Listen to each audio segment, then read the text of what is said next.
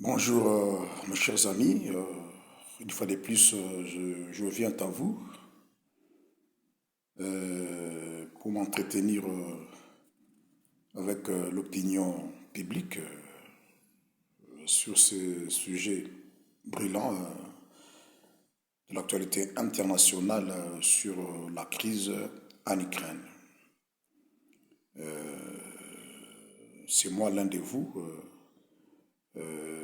Guy Kibulu Bakuri Gramutu Munene. Je- J'analyse, je pronostique, je critique n'importe quelle actualité politique internationale par rapport au Tanakh.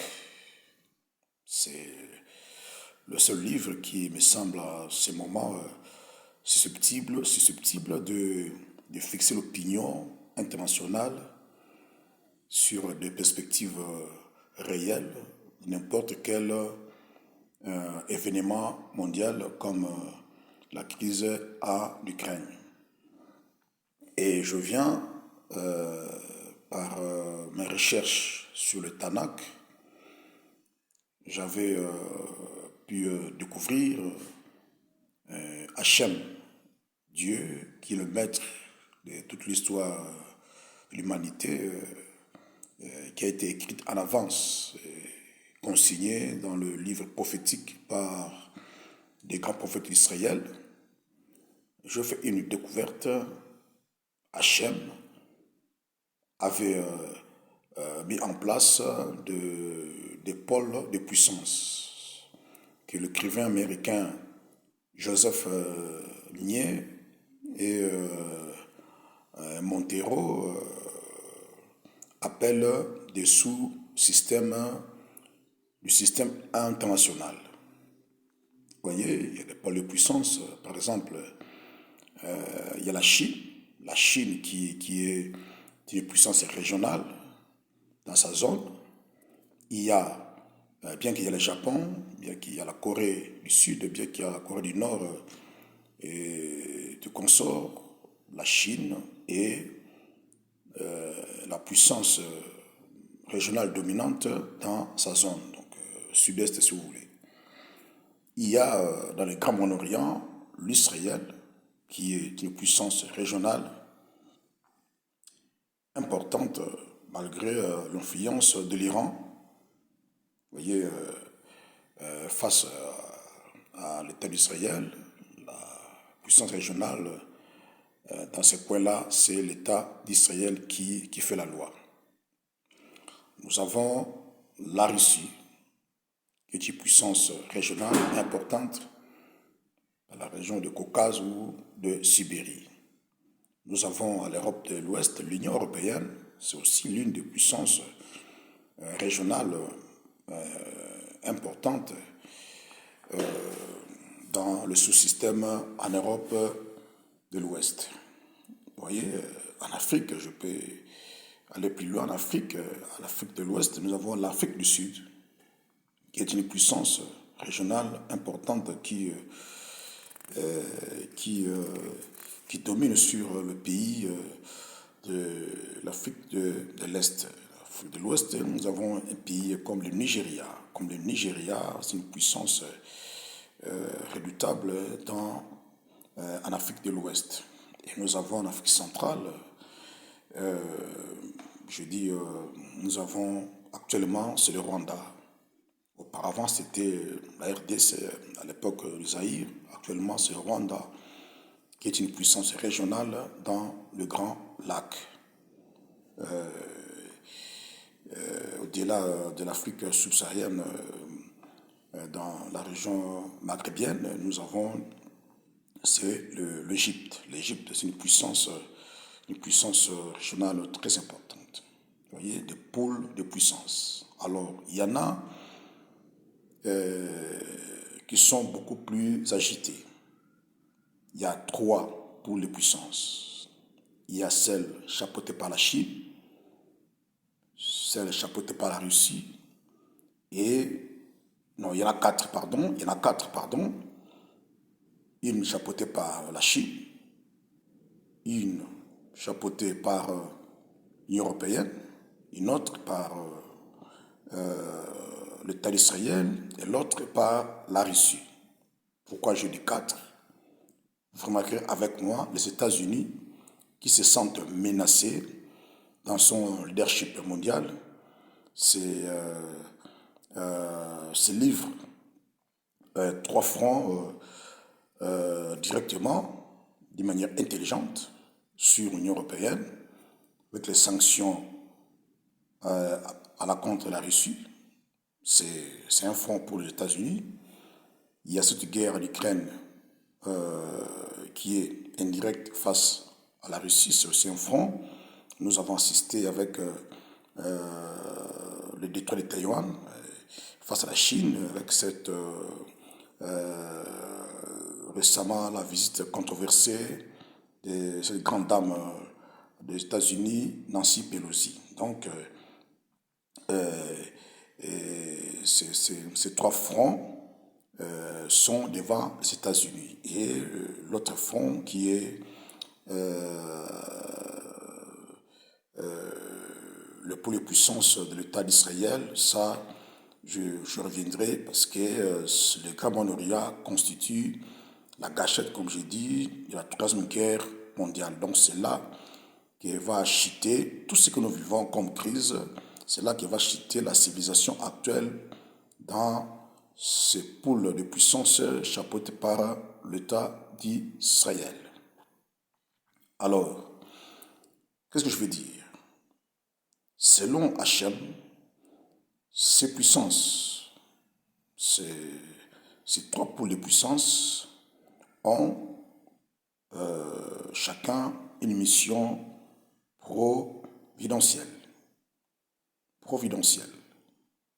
Vous voyez, c'est-à-dire Dieu a pour chaque pôle une mission providentielle par rapport à l'État d'Israël. Ce que je disais dans des vidéos précédentes, ce n'est pas en vain qu'Hachem a parlé des autres nations par rapport à Israël au travers de ses prophètes, les anciens prophètes d'Israël, parce qu'il y a un lien direct entre les nations et l'État d'Israël. Donc c'est là que les nations vont se diriger pour la guerre d'Armageddon et de Gog et de Magog. Voilà. Il est impossible, là je m'adresse aux États-Unis, il est impossible aux États-Unis d'effacer la Chine, d'effacer la Russie, d'effacer l'Union européenne. Parce que ces puissances se pérennisent pour se converger vers l'État d'Israël pour accomplir le plan de Hachem. Vous voyez? Alors, partant de ces observations, je vais donner un conseil par rapport à la guerre qui se passe en Ukraine, qui est une guerre à procuration entre la Russie et les États-Unis. Ce qui serait le seul moyen d'en sortir de cette guerre, la tête haute par rapport aux États-Unis, l'Ukraine pourrait éviter le chaos le pire et la Russie resterait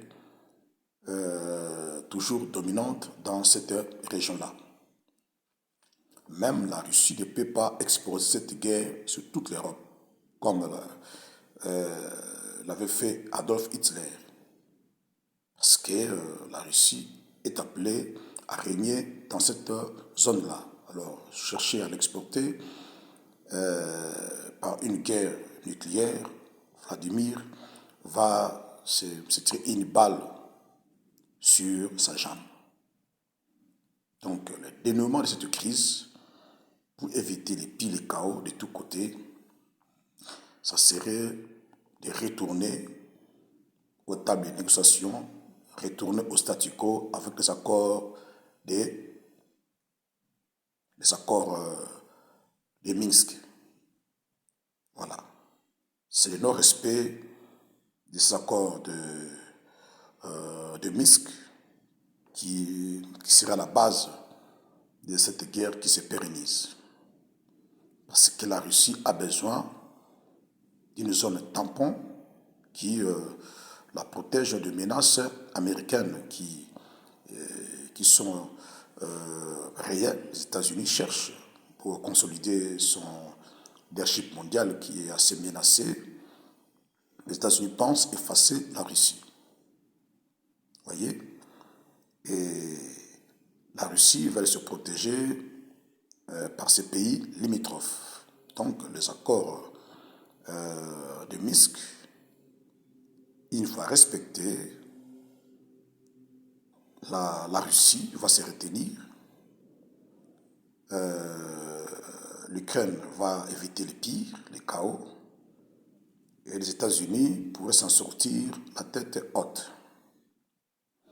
Parce que selon le Tanakh, dans mes découvertes, les États-Unis ne réussiront pas à effacer la Russie par l'Ukraine.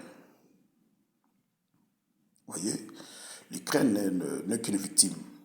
Le vrai problème, c'est une guerre froide entre les États-Unis et la Russie qui avait été commencée juste après la Seconde Guerre mondiale. La Russie est l'héritier idéologique de l'URSS.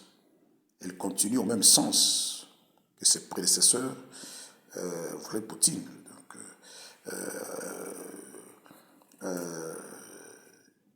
Staline. Vous voyez, même Lénine était hostile à la puissance américaine. Donc ça ne date pas d'aujourd'hui. J'ai fait des découvertes que le conflit entre l'URSS, qui est ascendante de la Russie, il y avait des hostilités avec les États-Unis depuis la révolution russe, je crois en 1914-17 comme ça. C'est là qu'a commencé l'antagonisme entre le Soviet suprême et les États-Unis. Donc ça se pérennise. Et si nous revenons dans le Tanakh, on voit que Hachem a institué cette rivalité qui va se pérenniser jusqu'à la fin de l'histoire dans le grand Moyen-Orient. Donc la fin de l'URSS n'était qu'une trêve. Et beaucoup ont parlé sur la fin de l'histoire, comme je dis le grand écrivain américain Francis Fukuyama. Il y avait même l'écrivain français Bernard Dady qui parle de l'inutilité de la guerre. Donc dans les Tanakh, il y a continuité, il y a l'utilité de la guerre qui continue. C'est approuvé aujourd'hui avec cette reprise de l'importance de la guerre qui existe depuis et qui a pris de l'ampleur depuis la guerre en Syrie, qui est une guerre symbolique qui traduit la reprise de la guerre froide ou la continuité entre l'Est et l'Ouest. Donc, le Tanakh, à partir du Tanakh, j'ai compris que pour les puissances sont là et ces puissances sont indestructibles. Donc, les États-Unis n'arriveraient jamais à les effacer, ni la Chine, ni l'Union européenne, ni la Russie. Donc, la seule façon de s'en sortir de cette guerre en Ukraine pour les États-Unis, c'est de pousser l'Ukraine à accepter des négociations, la diplomatie, par rapport aux accords de Minsk entre la Russie et l'Ukraine. Et la Russie aussi est appelée à respecter ces accords de Minsk, parce que cette zone tampon va occasionner sa pérennisation jusqu'à ce que la Russie va aller attaquer Israël, comme Hachem en a disposé. Mais si la Russie part sur saut d'orgueil national, comme actuellement les Poutine est à la une, ça s'arrête à exporter cette guerre sur toute l'Europe, à la pérenniser avec une guerre base nucléaire, ça va retourner mal contre la Russie. Tout comme la Chine n'a pas exporté une guerre quelconque ou nucléaire à l'échelle asiatique. Tout comme Israël, tout comme l'Union européenne. Donc chacune des puissances est appelée à rester là. C'est pour le respect et la chronologie de deux guerres mondiales à base nucléaire restantes, celle d'Armageddon et des Gog, qui ne partiront pas de l'Europe ou de l'Afrique ou de l'Amérique. Ces deux guerres mondiales partiront du Grand Moyen-Orient, précisément. Pas sur toute l'Asie, mais dans cette partie particulière qui est le Grand Moyen-Orient. Alors voilà pourquoi je dis que Hachem institue la notion de la dissuasion nucléaire comme provision à la prévision pour le respect de la chronologie de ces deux guerres mondiales restantes. Donc, à partir du Tanakh qu'il est possible aujourd'hui, nous puissions tirer des conseils qui peuvent nous permettre de nous en sortir sur la base d'Hachem à n'importe quelle crise mondiale. Donc, qu'elles le veuillent ou pas, ces puissances qui s'affrontent, elles finiront sur la table des négociations, des accords de Minsk qui étaient signés par rapport à la guerre de 2014. Ces accords vont revenir. Ces puissances vont revenir au statu quo parce que Hachem tient au respect des données prophétiques. Effacer la Russie, effacer l'Union européenne, effacer la Chine, serait de perturber les données prophétiques. Or, impossible. Hachem veille à ce que ces données prophétiques soient respectées pour que ces nations puissent se converger vers l'État d'Israël. C'est là que Hachem a prévu le jugement des nations. Donc je reviens pour faire une parenthèse. Beaucoup en parlent sur la guerre de Gog et de Magog. Il faut bien lire la parole de Dieu ou le prophétie biblique. Il ne s'agit pas seulement de la Russie qui sera en tête pour attaquer Israël. Il y aura aussi le pays de l'Alliance Atlantique Nord.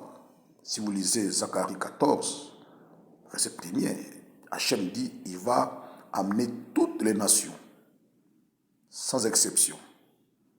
Vous voyez, d'abord, à la guerre d'Armageddon, toutes les nations seront là face à l'État d'Israël.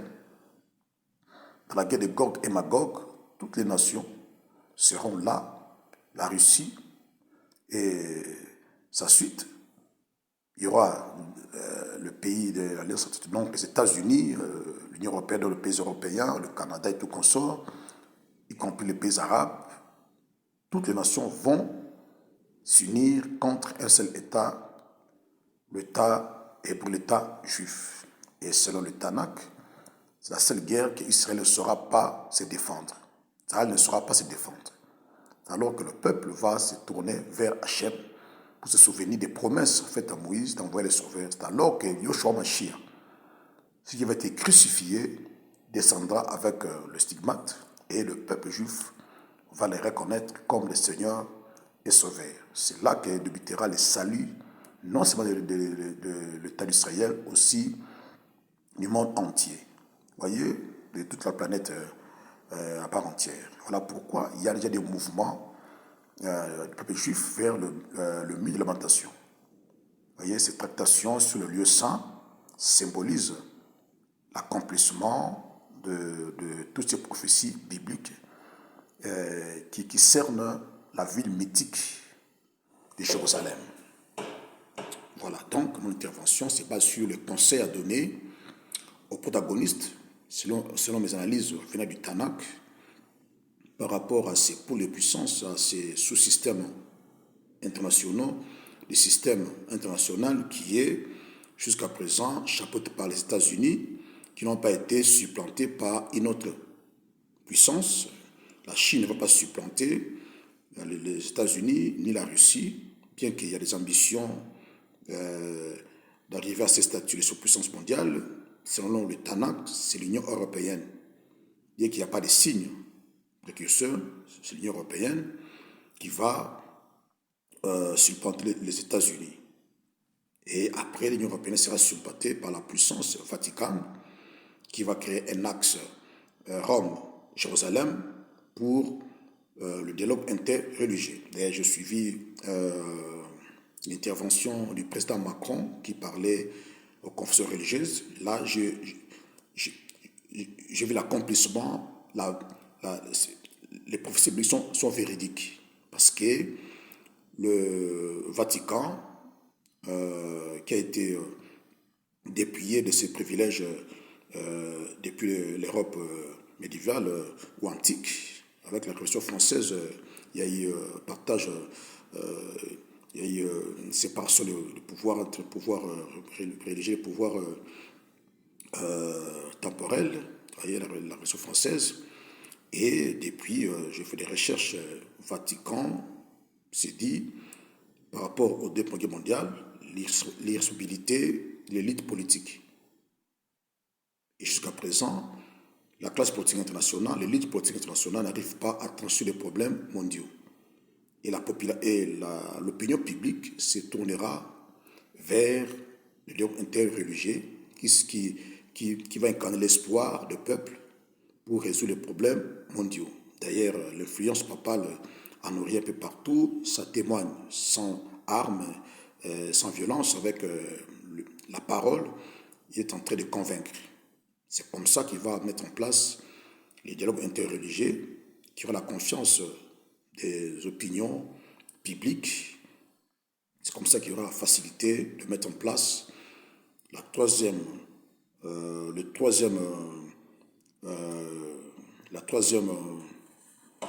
messe de Dieu, le troisième temple à Jérusalem.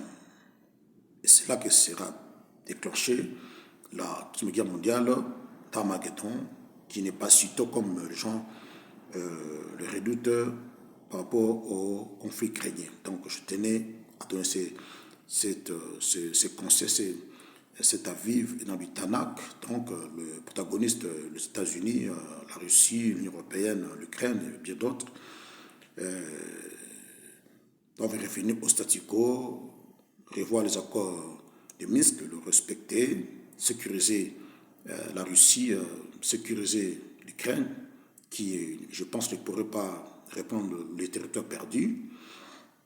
Et les États-Unis, malheureusement, ils ne pourront pas continuer à être les gendarmes du monde. Son déclinisme est scellé au profit de l'Union européenne. Donc, ce sont des données prophétiques qu'Hachem a établies dans le Tanakh et que j'ai pu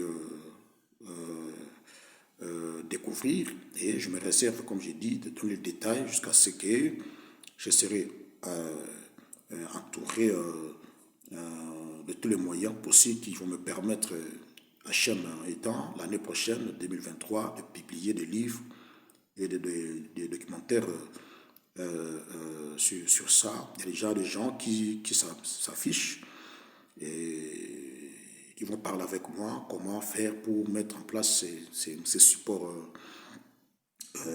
audiovisuels et littéraires pour éclairer des lanternes. Donc, mon numéro, comme je l'ai dit, vous voulez appeler, participer d'une manière ou d'une autre, mon numéro c'est 0027 84 86 25 960. Mon email, Anémon Gramoutou, mon aîné, @gmail.com.